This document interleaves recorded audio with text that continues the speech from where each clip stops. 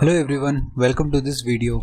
Last video में दोस्तों हमने डिस्कस किया था जो first 6 on page SEO strategies थे वो हमने यहाँ पे डिस्कस किया था। हम लोग इस वीडियो में जो हमारा लास्ट 6 है, फर्स्ट 6 हमने डिस्कस कर लिया, हम इसमें लास्ट 6 डिस्कस करते हैं। तो सबसे पहला हमारा है use internal and outbound links. तो हम लोगों को अपना जो वेबसाइट है उसमें आपस में प्रॉपर्ली लिंकिंग करके रखना पड़ेगा।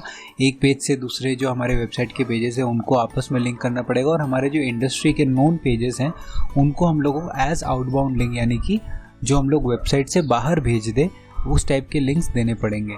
सो ये लिंकिंग करने से ये बेनिफिट होगा कि ये जो नेटवर्क बनता है आपस में लिंकिंग का, उससे गूगल और बेटर तरीके से आपके कंटेंट को आइडेंटिफाई कर सकता है और बेटर तरीके से आपके कंटेंट और आपके वेबसाइट को जज कर सकता है कि ये किस चीज़ से रिलेटेड है। तो जब आप सिमिलर वेबसाइट्स जो कि बेटर रैंकिंग के साथ है और बेटर नोन वेबसाइट से जब आप उनको अपने वेबसाइट से लिंक करते हो तो गूगल आइडेंटिफाई कर पाता है कि आप किस रेलिवेंट इंडस्ट्री से हो,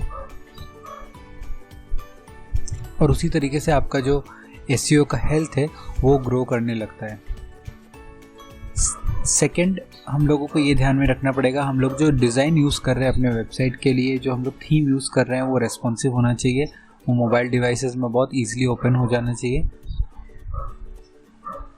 एंड थर्ड स्ट्रैटेजी है हमारा, हम लोगों को लॉन्ग टेल कीवर्ड्स यूज़ करना पड़ेगा। तो शॉर्ट टेल कीवर्ड्स में अभी तो बहुत ज़्यादा कंपटीशन है, इस वजह से लॉन्ग टेल कीवर्ड यानी कि लॉन्गर कीवर्ड्स, जो छोटे कीवर्ड्स होते हैं वो बहुत ही ज़्यादा कॉम्पिटिटिव है, तो हम लोग लॉन्गर कीवर्ड्स यूज़ करेंगे। और लॉन्गर कीवर्ड्स का एक बेनिफिट ये है कि वो एग्जैक्ट कीवर्ड फिट हो जाता है हमारे कस्टमर के प्रॉब्लम स्टेटमेंट के साथ। तो हम लोग अगर उनको सॉल्यूशन ऑफर करते हैं तो हम लोगों को वहाँ पे बहुत सारा लेवरेज मिलता है। सो लॉन्ग टेल कीवर्ड्स के बारे में अगर आप पढ़ेंगे, so are very specific to your product and to a buyer action. Typically long tail keywords are comprising of 3 to 4 words. Focus on long tail keywords that have relatively good search volume and low to moderate competition. ठीक है, तो हम लोग भी आगे चल के देखेंगे एसईओ कोर्स में कि किस तरह से हम लोग वो कीवर्ड्स ढूंढ सकते हैं जिनमें अच्छा सर्च वॉल्यूम है पर अभी मॉडरेट से लो में उनका कंपटीशन लेवल है।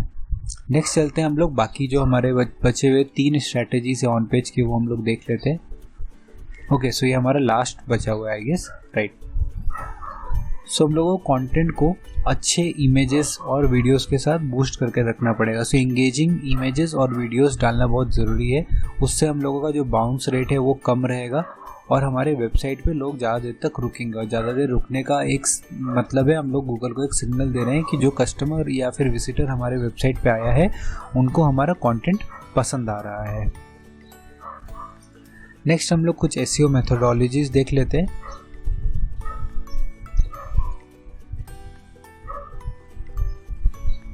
सो हमारा जो एसईओ मेथोडोलॉजी है देखिए वो 5 पार्ट्स में डिवाइडेड है। सबसे पहले हम लोग इनिशिएट करते हैं, जो हमारा रिसर्च फेज होता है वहाँ पे हम लोग कुछ एक्टिविटीज़ करते हैं, हम लोग बिजनेस स्ट्रैटेजी, टैक्टिक्स, इन सब चीज़ों को समझते हैं, एक इन डेप्थ एनालिसिस करते हैं, कॉम्पिटिटर एनालिसिस करते हैं, अपॉर्चुनिटी और रिस्क को जज करते हैं। फिर हम लोग प्लान करते हैं अपने एसईओ के लिए, हम लोग प्लान करते हैं कि हम लोगों को क्या करना है, क्या चीज़ें सही हम लोग करना है, किस तरह से हम लोग स्टार्ट कर सकते हैं, और फोरकास्ट एंड आरओआई एस्टिमेशन। सो ये सारी चीज़ों को हम लोग प्लानिंग स्टेज में करते हैं। फिर जो कुछ चीज़ें जो हमारी एग्जिस्टिंग चीज़ें थी जो गड़बड़ थी उन सब चीज़ों को हम लोग फिक्स करेंगे। सो हम लोग पुराने प्रॉब्लम्स को फिक्स करके एक बेस क्रिएट करेंगे ताकि हम लोग अपना जो कंटेंट है, अपना जो टेक्निकल अपडेट है, वो सारी चीज़ों को हम लोग एक बार अपना जो स्लेट है वो क्लीन कर लेते हैं। फिर हम लोग स्टार्ट करते हैं डिलीवर करना। बिल्डिंग अप फेज़ है ये, जहाँ पे हम लोग training process, upgradation, execution of inbound marketing campaigns, जो भी हमने कैंपेन्स वगैरह यहाँ पे प्लानिंग स्टेज में प्लान किया था उसको हम लोग यहाँ पे एग्जीक्यूट करना चालू करते हैं।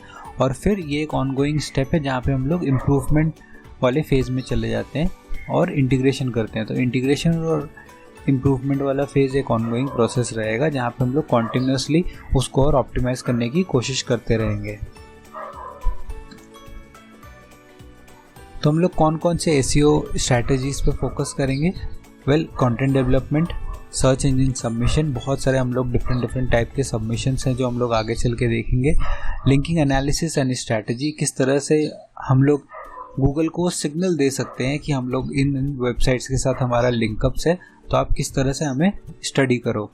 एनालिटिक्स एंड रिपोर्टिंग, ये भी जानना बहुत ज़रूरी है, क्योंकि बिना एनालिटिक्स और रिपोर्ट्स के आप ये जज नहीं कर पाएंगे कि कौन सा स्ट्रैटेजी आपका कितना काम कर रहा है और कौन से स्ट्रैटेजी काम नहीं कर रहा है, तो आपको उसको ब्लेंडिंग करना पड़ेगा। नेक्स्ट है हमारा कीवर्ड एनालिसिस और इन्फॉर्मेशन आर्किटेक्चर। ये दोनों भी बहुत इंपॉर्टेंट पार्ट्स है जहाँ पे हम लोग कीवर्ड एनालाइज करेंगे और कौन कौन से ऐसे कीवर्ड्स है जो हमारे बिजनेस के लिए फिट होता है, और ओवरऑल जो हमारा पूरा इन्फॉर्मेशन आर्किटेक्चर है कि क्या हम लोग सेटअप की यूज़ करेंगे, अपने वेबसाइट के लिए थीम यूज़ करेंगे और किस तरह से हम लोग उसको ऑप्टिमाइज रख सकते हैं। तो ये कुछ बहुत इंपॉर्टेंट चीज़ें थी एसईओ के बारे में जो आपको जानना ज़रूरी है। जब आप और डीपर रिसर्च करेंगे सर्च इंजन ऑप्टिमाइजेशन के लिए तो आपको इसमें और क्लैरिटी मिलेगी। अभी के लिए दोस्तों इस वीडियो में सिर्फ इतना ही। Thank you so much.